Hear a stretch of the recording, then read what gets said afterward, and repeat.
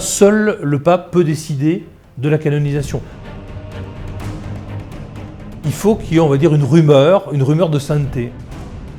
Pour être canonisé, il faut deux choses. Il faut à la fois cette renommée de sainteté, c'est-à-dire avoir une vie exemplaire, et puis il faut avoir fait des miracles, ça c'est fondamental.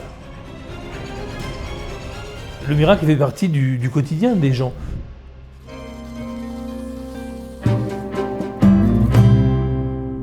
Je m'appelle Didier Lette, et donc je suis professeur d'histoire médiévale à l'Université de Paris, donc ex-Paris Diderot, ex-Paris 7, et je suis spécialiste d'histoire de la famille, d'histoire de l'enfance, d'histoire du genre, et j'ai aussi beaucoup travaillé sur les récits hagiographiques, sur l'Italie en particulier, l'Italie communale de la fin du Moyen-Âge.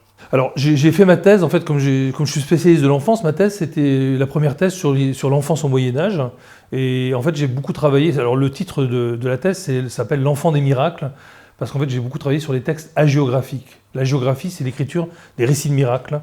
Et donc j'ai continué ensuite à travailler sur les récits de miracles, sur la géographie, et j'ai découvert ce procès de canonisation que je ne connaissais pas, qui est un procès de canonisation donc, de Nicolas de Tolentino, qui est un ermite de Saint-Augustin, qui a été, il y a eu un procès qui a été ouvert en 1325, et j'ai commencé à travailler sur ce procès. J'ai passé 7 ans, 8 ans à essayer de rechercher dans les marches italiennes tout ce qu'il pouvait y avoir autour de ce procès. Lorsque en fait, une communauté pense qu'il y a quelqu'un qui est digne d'être sanctifié, d'être canonisé, il fait une demande auprès de la papauté, et la papauté envoie des commissaires, envoie des inquisiteurs faire une enquête. Alors parfois il y a une enquête diocésaine, une enquête qui est faite par l'archevêque avant ou l'évêque, mais ensuite donc, le pape envoie donc, des enquêteurs, et les enquêteurs viennent interroger des gens pour savoir s'il y a eu des miracles, etc. etc. Et dans le cadre du procès de canonisation de Nicolas de Tolentino, ce qui était intéressant pour moi, c'est en termes de genre, puisque c'est le genre aussi qui m'intéresse, c'est qu'il y avait autant de témoins femmes que les témoins hommes. Là, en l'occurrence, il y avait 371 témoins. Donc ça se passe comme ça, et donc les inquisiteurs interrogent les gens en leur demandant est-ce que vous avez connu un miracle, est-ce que vous êtes sûr que c'est Nicolas de Tolentino, etc., etc. Voilà, ça se passe comme ça.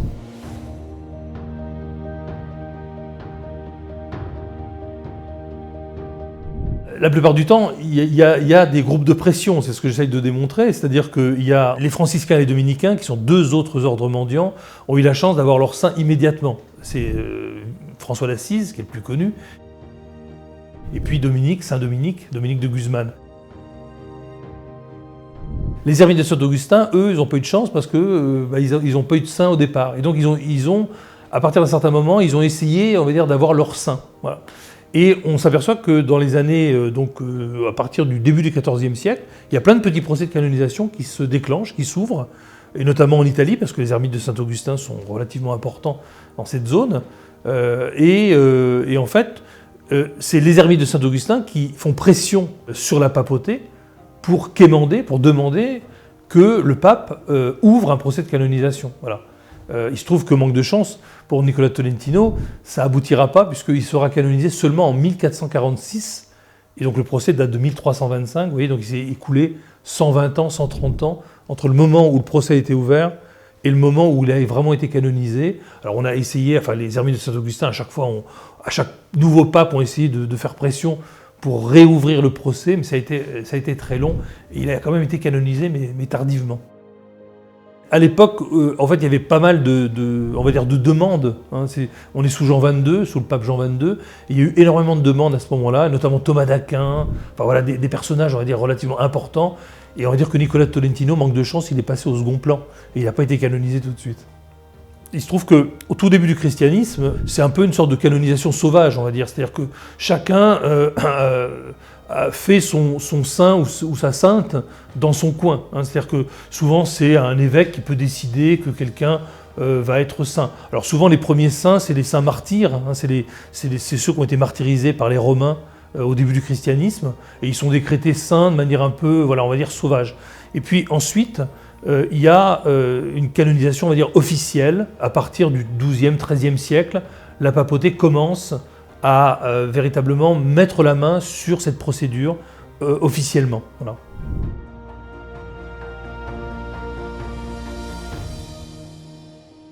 Oui, bien sûr, elle a évolué, c'est-à-dire qu'elle s'est progressivement, on va dire, ritualisée, hein.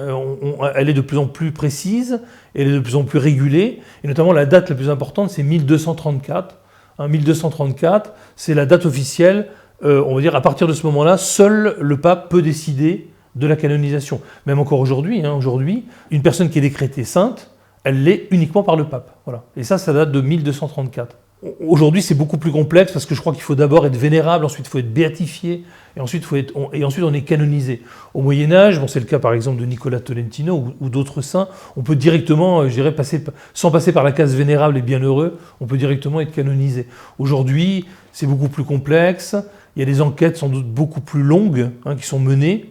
Encore que, à l'époque de Jean-Paul II, je crois qu'il y a eu énormément de canonisations qui ont été faites assez rapidement, mais c'est assez long le procès de canonisation aujourd'hui, beaucoup plus long qu'au Moyen-Âge. Alors n'importe qui peut demander, évidemment, mais en général, il faut, je dirais, être bien placé pour demander, il faut avoir un entre-gens, comme on dit, c'est-à-dire qu'il faut être capable de faire pression sur la papauté, sur les cardinaux. Et dans le cas si on reprend l'exemple de Nicolas Tolentino, on voit bien que j'ai essayé dans le livre de reconstruire qui avait fait pression, et on se rend compte que en fait, ce sont les ermites de Saint-Augustin qui font pression sur le pape, et puis aussi les notables de cette région, les notables de Tolentino, les notables de la région des Marches, qui ont évidemment tout intérêt eux aussi à ce qu'il y ait un saint dans leur région. Donc on voit bien que voilà, tout le monde peut demander. Mais il faut pouvoir se rendre à Rome pour faire pression sur le pape, éventuellement, ou à Avignon, lorsque le pape était à Avignon.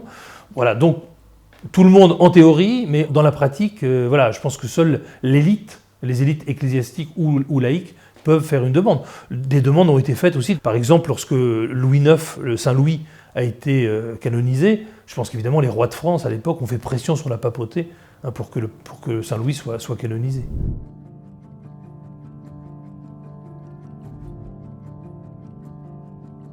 Alors, en fait, il faut qu'il y ait, on va dire, une rumeur de sainteté, ce qu'on appelle la fama sanctitatis en latin, c'est-à-dire la renommée de sainteté, on va dire.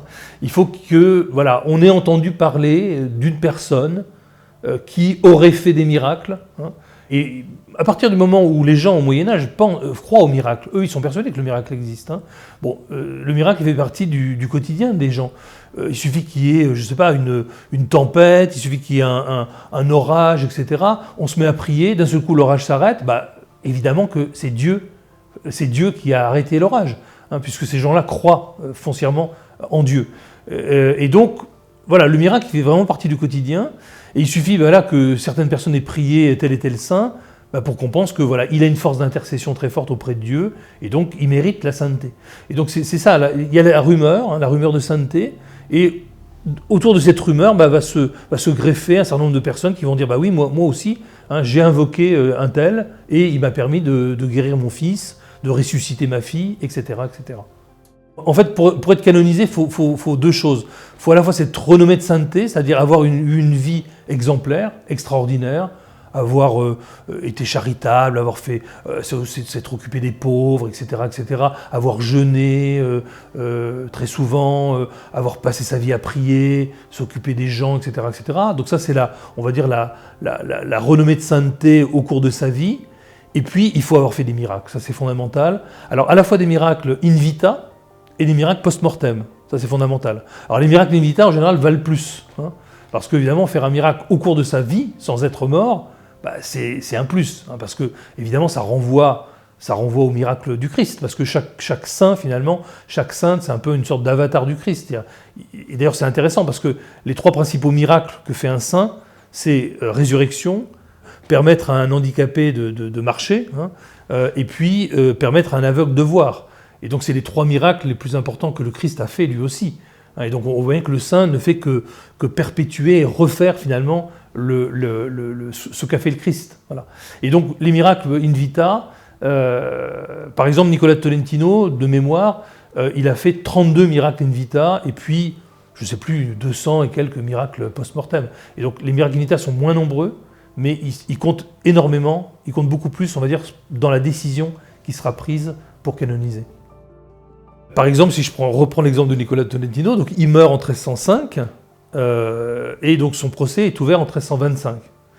Donc, en fait, lorsque le procès est ouvert en 1325, les témoins disent, oui, il a fait un miracle avant 1305, c'est-à-dire avant sa mort, en fait. Hein. Donc tout ça est fait, on va dire, rétrospectivement. C'est-à-dire que moi, en tant qu'historien, rien ne me dit... D'abord, je ne crois pas au miracle, enfin, c'est pas mon but. Hein. En tant qu'historien, on peut croire au miracle, mais ça, l'historien n'a pas à y croire. Lui, ce dont il est persuadé, c'est que les gens y ont cru. C'est ça le plus important pour un historien. Après, il met ses croyances de côté, qu'il soit athée ou croyant, c'est pas le problème. Et donc, en fait, on voit bien que tout est fait rétrospectivement. Moi, par exemple, Nicola Tolentino, je l'ai cherché dans les archives. C'est pour ça que le livre a été long à écrire, parce que j'ai cherché Nicolas, et mon chapitre 2, bon, s'appelle « Cherche Nicolas désespérément », parce qu'effectivement, je ne l'ai jamais trouvé. C'est-à-dire, en fait, ce personnage, qui a existé, vraiment, n'existe que dans le procès de canonisation. Et si on regarde dans les archives, il n'existe pas. Hein. Donc ça pose un certain nombre de problèmes. Ça veut dire finalement que c'est le procès de canonisation qui fait la sainteté. Et c'est pas parce qu'on est saint qu'on a un procès de canonisation. Ça, si on est catholique, croyant, on peut penser ça. On peut penser qu'il y a des saints et que finalement, l'Église ou le pape fait un saint parce qu'il est vraiment saint. Moi, en tant qu'historien, ça ne m'intéresse pas, cette démarche. J'inverse les causalités et je me dis, mais finalement, il y a eu un personnage qu'on a voulu rendre saint, et finalement, c'est bien le procès de canonisation qui a construit complètement la sainteté. Voilà. Et donc, tout est possible. Enfin, on peut lui attribuer absolument, au cours de sa vie, tous les miracles possibles. Hein. Voilà, c'est la démarche de l'historien.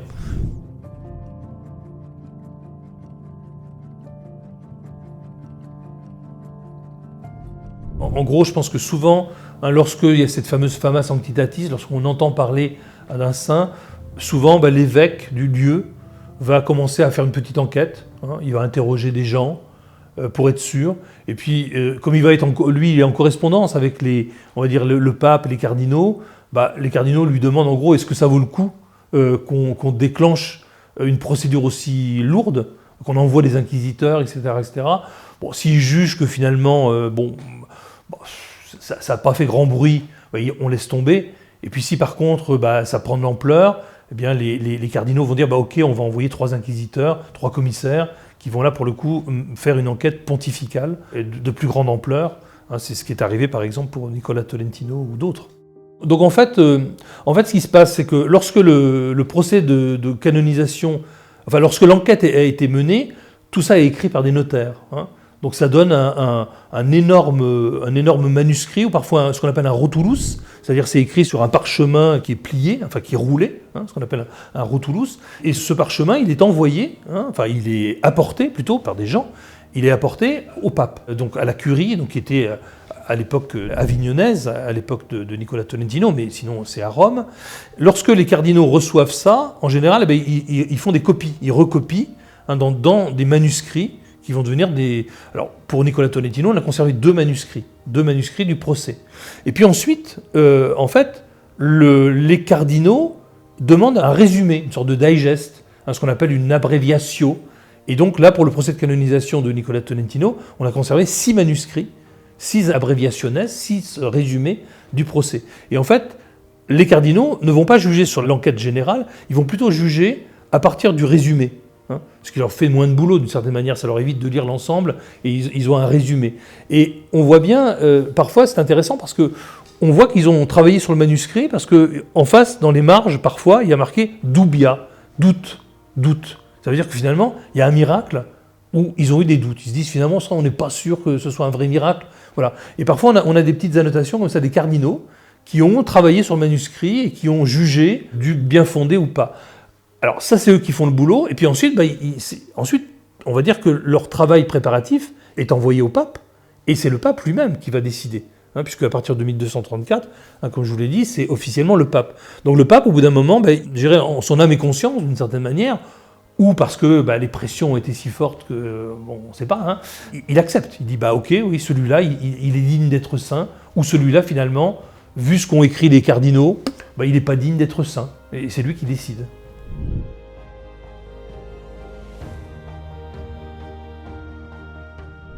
Pour le Christ, on peut poser la même question, c'est-à-dire que je pense que le Christ a vraiment existé. Il y a eu un homme qui a existé, qui est né, à peu près vers 0, sans doute en 3 ou 4 maintenant, après Jésus-Christ, qui a existé, qui a eu des disciples, etc. Il y a des gens qui ont écrit sur lui. Donc, on peut pas, en tant qu'historien, on ne peut pas remettre en cause l'existence du Christ. De la même manière que moi, je ne remets pas en cause l'existence de Nicola Tolentino, comme la majorité des saints ont vraiment existé. Après, on a le droit de croire qu'ils sont saints, si on est croyant. Mais en tant qu'historien, ce n'est pas notre problème. Notre problème est juste de savoir comment a été construit, en tout cas quand on s'intéresse à la procédure de canonisation. Notre objectif, c'est d'essayer de comprendre comment s'est construit cette canonisation. Mais effectivement, il y a certains personnages. Alors c'est la question qu'on m'a posée souvent par rapport à ce gros livre que j'ai fait sur Nicola Tolentino, c'est est-ce que mon enquête, finalement, est-ce que ma déconstruction de la source est reproductible à d'autres ? Je dirais non, parce qu'évidemment, quand on s'intéresse à Louis IX, par exemple le roi de France, il est évident que là, pour le coup, il est hyper connu dans plein d'autres sources. Voilà. Louis d'Anjou, alors Yves Tréguier, c'est un peu différent, mais enfin bon, ces personnages du XIIIe siècle qui ont été sanctifiés, on peut dire qu'ils sont connus par ailleurs. Nicola Tolentino, lui, il n'est pas connu du tout. C'est-à-dire que la seule connaissance qu'on a de lui, c'est uniquement à travers son procès ou à travers éventuellement une iconographie postérieure. Donc là, ça pose problème.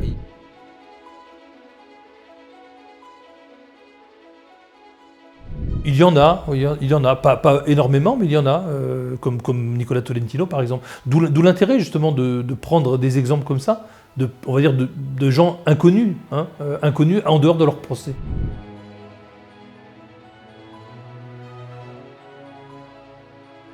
Oui, je pense. Oui, tout à fait. Oui, il me semble qu'elle est suffisante. Mais après, à la limite, voilà, dans le livre, moi, c'est pas du tout ce qui m'intéresse. C'est pas le culte du saint. Ce qui m'intéresse, en fait, c'est de faire de l'histoire sociale, de l'histoire des gens, en fait, l'histoire des témoins, à partir de ça. Mais on est obligé, avant de faire l'histoire sociale, de déconstruire complètement cette source, qui est une source complètement, qu'il faut décrypter. Et ça, c'est le boulot de l'historien.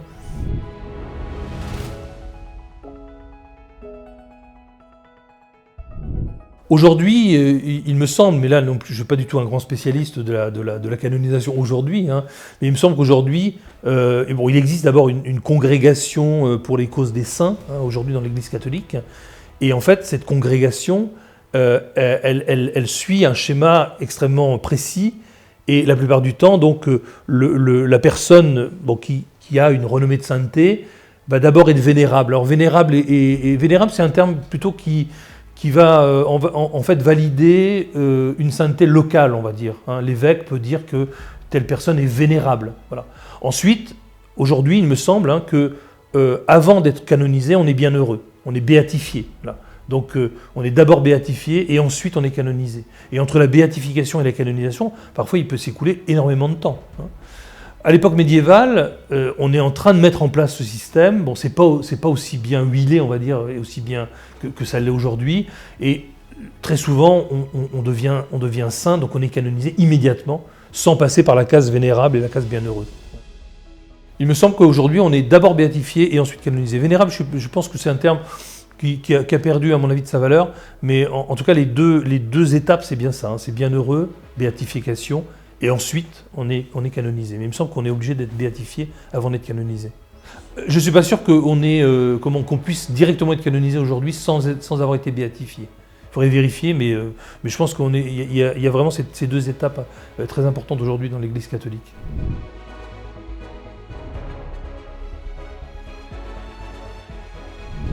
C'est cette fameuse congrégation pour les causes des saints qui existe aujourd'hui. Je me demande si elle n'a pas été dirigée à un moment par Ratzinger, qui est vous savez, qui va devenir Benoît XVI, en fait, qui est le futur pape Benoît XVI. Il me semble que c'est lui qui a dirigé cette congrégation à un moment, dans les années 80-90, quand il était cardinal. Donc voilà, cette congrégation, elle regroupe évidemment les cardinaux qui s'occupent spécifiquement de canonisation.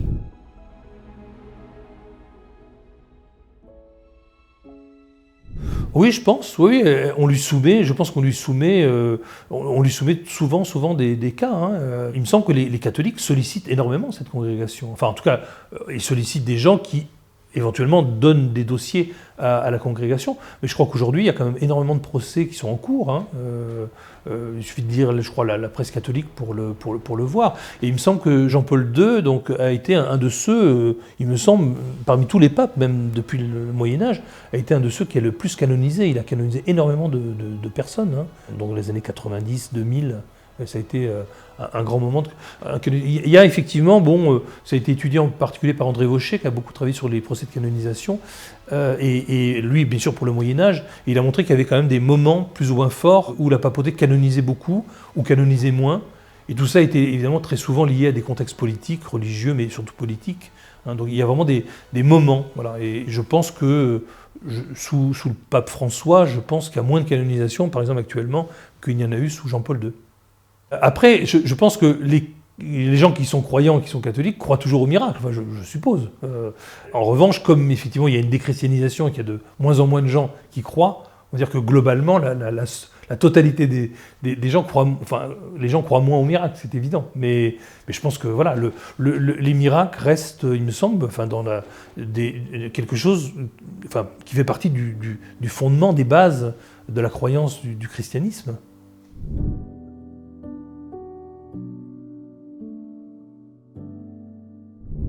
Peut-être parce que Jean-Paul II a décidé, lui, enfin, ou les cardinaux autour de lui ont décidé que, je ne sais pas, peut-être pour conforter, relancer, le christianisme, il fallait qu'il y ait des canonisations plus importantes, et il a décidé de canoniser, ou il a, je sais pas, accepté, ou il a répondu positivement à des pressions qu'il a eues, peut-être plus que les autres avant lui et après lui, je ne sais pas. Il faut penser effectivement que de toute façon le pape c'est un personnage politique, hein, c'est évident, on le voit aujourd'hui comme il intervient quand même dans la vie politique. Hein, il se donne le droit d'intervenir dans des... Voilà, il peut condamner des conflits, il peut condamner des... donc c'est un homme politique.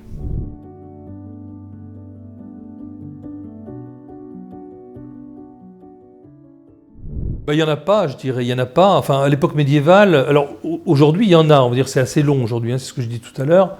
À l'époque médiévale, il n'y en a pas, d'abord parce qu'on est, comme je l'ai dit, on n'est pas obligé de passer par les cases vénérables, bienheureux, etc.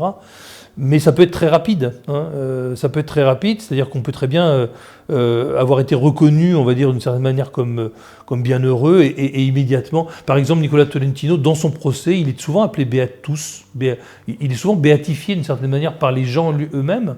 Il n'a pas été canonisé immédiatement, comme j'ai dit tout à l'heure, mais il aurait pu l'être. Donc il n'y a pas vraiment de règle, on va dire. Hein. Je pense que pour l'époque médiévale, on peut très bien être canonisé immédiatement ou être passé par la béatification, mais il n'y a pas de règle.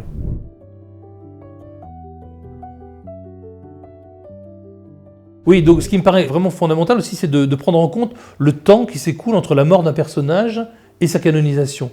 Et par exemple, moi je m'étais amusé, par exemple, lorsque j'avais travaillé j'avais travaillé sur Pierre de Vérone, et j'avais, de manière un peu amusante, on va dire, je l'avais appelé le saint le plus rapide de l'Ouest. Parce qu'en fait, il est mort, alors on est en 1200, il meurt en 1252, il est canonisé en 1253, il y a en fait 337 jours qui s'écoule entre sa mort et sa canonisation. Et c'est vraiment le saint le plus rapide de l'Ouest, c'est celui qui a été canonisé le plus rapidement. Et c'est important parce qu'il bat Antoine de Padoue, par exemple, qui lui, c'est 352 jours, enfin, il le bat très peu. Hein. Et puis, par contre, il bat surtout François d'Assise, qui est quand même un des saints les plus importants, qui lui a été canonisé seulement, il est mort en 1226, il a été canonisé en 1228, et lui, il a mis 650 jours entre sa mort et sa canonisation. Voilà, donc on pourrait presque faire un classement, on va dire, des saints les plus véloces de la chrétienté.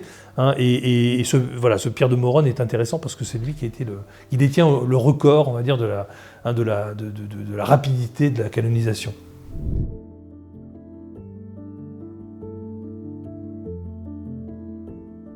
Jeanne d'Arc, voilà un exemple où Jeanne d'Arc a été étonnamment, parce qu'on pense toujours que Jeanne d'Arc, comme c'est un personnage mythique, etc., on pense que Jeanne d'Arc a été canonisée très rapidement. Alors, elle est morte en 1431, Jeanne d'Arc, hein, et elle a été canonisée en 1909. Et alors, c'est pas un hasard, 1909, on sait qu'en 1905, il y a la séparation de l'Église et de l'État en France. Hein, et dans 1909, c'est 4 ans après. On est vraiment dans un moment, tout début XXe siècle, où il y a une bataille extrêmement forte entre les catholiques et les républicains, hein, entre les catholiques, on va dire, et les athées, enfin, On pouvait être républicain catholique, bien sûr, mais et on voit bien que Jeanne d'Arc, finalement, le procès de canonisation de Jeanne d'Arc, c'est l'aboutissement voilà, d'un débat politique, hein, qui est plutôt fin 19e, début 20e, qui n'a plus rien à voir avec le personnage de Jeanne d'Arc à l'époque médiévale.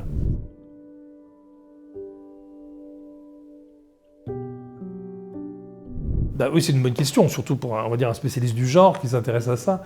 Alors, évidemment, il y a beaucoup plus de saints que de saintes. Hein. C'est vrai que... Alors, ça dépend des périodes. Au XIIIe siècle, par exemple, on se rend compte que les saintes elles ne rattrapent pas, mais elles rattrapent un peu de retard par rapport aux saints.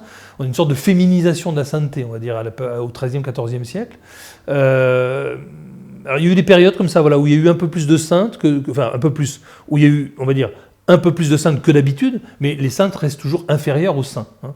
Bon, mais ça, à la limite, on pourrait dire que c'est vrai pour les saints comme pour les gens non saints, c'est-à-dire qu'on a dans l'histoire beaucoup plus de traces des hommes que des femmes. Hein. Parce que on a toujours jugé, évidemment, que les traces féminines étaient moins importantes que celles des hommes. Enfin bon, tout ça rend compte d'une domination masculine extrêmement forte pendant toutes les périodes. Oui.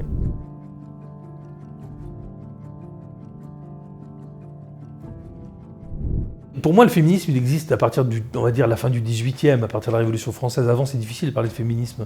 Alors, on peut toujours trouver des femmes hein, au cours de l'histoire qui se révoltent, on va dire, enfin, qui condamnent la domination masculine. On prend toujours l'exemple de Christine de Pisan, par exemple. Christine de Pisan, c'est une écrivaine, une femme de lettres du début du XVe siècle. Hein, elle écrit au tout début du XVe siècle. Bon, c'est une femme assez exceptionnelle et on a de très beaux passages de Christine de Pisan qui dit, bon voilà, ras-le-bol de la domination masculine, nous les femmes on mérite autant que les hommes, enfin bon, donc des discours qui peuvent paraître féministes entre guillemets, mais il me semble que le féminisme c'est un terme qu'on doit appliquer à un moment où véritablement les femmes en tant que femmes pensent qu'elles sont à l'égal des hommes, voilà, et qu'elle revendique ça. Je pense qu'au Moyen-Âge, les femmes, même Christine de Pisan, et on peut trouver aussi des témoignages de Christine de Pisan qui dit ça, qui dit l'inverse de ce que, voilà, qui dit son infériorité, les femmes sont persuadées qu'elles sont inférieures aux hommes. Elles sont croyantes. Et donc, pour un croyant, Ève, donc la première femme, est née après Adam, elle est née de lui, hein, puisque Dieu a pris une côte et a fait Ève, elle est responsable de la chute. C'est elle qui a pris la pomme et qui l'a donnée à Adam, c'est pas le contraire. Voilà. Donc, de toute façon, hommes et femmes partagent les mêmes valeurs au Moyen-Âge et les uns et les autres sont persuadés, et les femmes aussi, qu'elles sont inférieures. Donc, c'est pour ça que le féminisme, pour moi, me paraît difficile. Aujourd'hui, et à juste titre, heureusement, les femmes, on pense, enfin pas toutes d'ailleurs, hein, il y en a certaines qui pensent qu'elles sont peut-être inférieures aux hommes, je ne sais pas, mais a priori, beaucoup d'hommes, dont je fais partie, et heureusement, et j'espère, beaucoup de femmes, encore plus de femmes, revendiquent une stricte égalité, et elles ont raison. Mais à l'époque médiévale, c'est pas possible de revendiquer cette stricte égalité, puisque finalement, Dieu, qui a créé le monde, a dit « la femme est inférieure ». Donc, la femme est inférieure. Et pour toutes les femmes, comme pour tous les hommes, eh bien, il y a une infériorité, il y a une domination masculine, une nécessité pour l'homme de dominer sa femme, son épouse, etc., qui est admise de tous. Voilà. Donc c'est pour ça que le mot féminisme me dérange pour l'époque médiévale.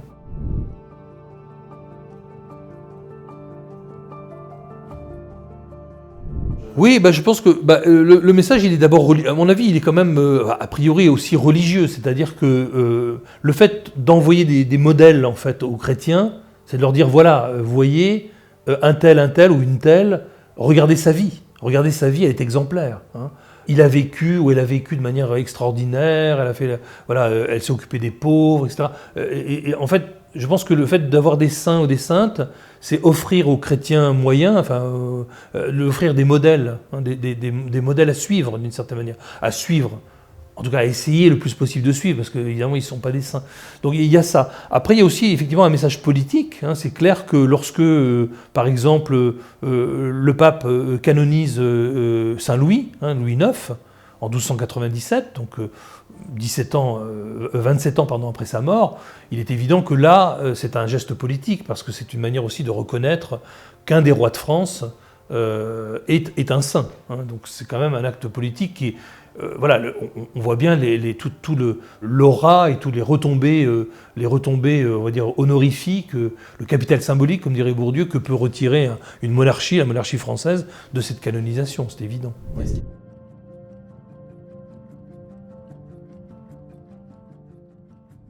C'est pas, on a du mal peut-être à voir ça de cette manière-là, mais c'est sûr qu'à des moments, on voit bien à des moments de conflit très violents entre le pape et l'empereur, ou entre le pape et le roi de France, on voit bien qu'il y a certaines canonisations qui ont été faites, qui ont été acceptées, on va dire, pour réconcilier les deux parties. Oui. Ça montre bien que on revient sur l'aspect politique des choses, c'est-à-dire que, en fait, c'est le fameux meurtre dans la cathédrale, c'est-à-dire que Henri II, donc le roi d'Angleterre de l'époque, Henri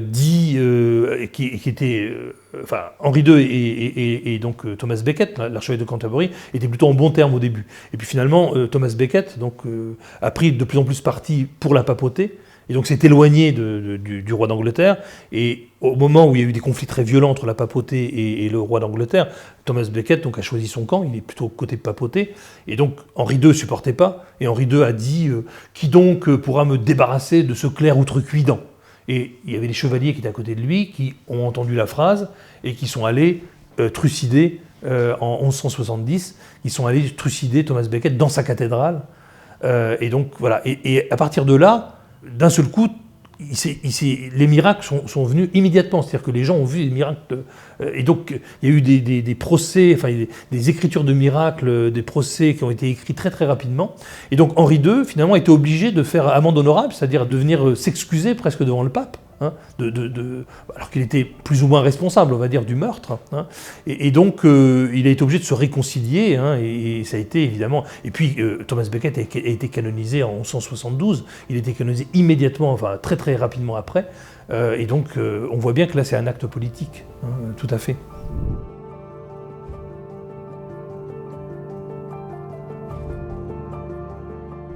En France, à l'époque, donc, on va dire 13e, 14e siècle, il y a effectivement il n'y en a pas énormément, hein, il y a Charles d'Anjou aussi, mais qui était le fils du roi de Naples, donc mais il y a surtout évidemment Louis IX, hein, Saint-Louis, lui il meurt en 1270, il est canonisé en 1297, donc c'est extrêmement rapide aussi, hein, relativement rapidement. Yves de Tréguier, c'est le saint breton, on va dire, hein, qui a été canonisé à ce moment-là, mais à ma connaissance, dans le royaume de France, il n'y en a pas beaucoup, il y en a quelques-uns en Angleterre, l'évêque d'Hereford qui a été canonisé à ce moment-là aussi. Alors Thomas d'Aquin, qui était un grand intellectuel, qui a été canonisé aussi à cette époque-là. 14, 15, et puis après il y a beaucoup moins de canonisation en fait au cours de... Il faut attendre voilà, le milieu du XVe siècle pour à nouveau qu'il y ait des canonisations. C'est d'ailleurs pour ça que Nicolas Tolentino a été canonisé seulement en 1446. Et à ce moment-là, il y a Bernardin de Sienne aussi qui est canonisé, alors c'est un Italien, hein, qui est canonisé aussi à peu près à cette époque-là, au milieu du XVe siècle, qui est un grand prédicateur. Voilà. Mais en France, à ma connaissance, il n'y en a pas beaucoup, en tout cas pour la fin du Moyen-Âge.